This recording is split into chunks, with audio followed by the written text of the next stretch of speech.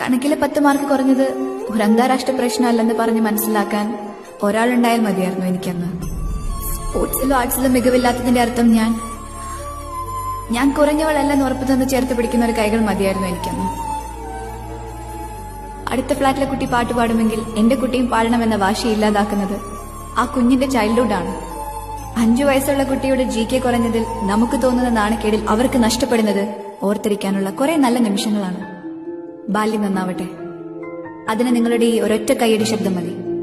തെറ്റിപ്പോയ നേരത്ത്, ഒറ്റപ്പെട്ട നേരത്ത് നിങ്ങളുടെ 5 വയസ്സുകാരനെയോ 5 വയസ്സുകാരിയോ നെഞ്ചോട് ചേർത്ത് നണച്ചാൽ മതി. രാജ്യം നഷ്ടപ്പെട്ട രാജാവും കളിപ്പാട്ട് നഷ്ടപ്പെട്ട കുഞ്ഞും അനുഭവിക്കുന്ന വേദന ഒന്നു തന്നെയാണെന്ന് അറിഞ്ഞാൽ മതി. ബാല്യം നന്നാവുമ്പോൾ കൗമാരവും നന്നാവും, യൗവനവും നന്നാവും.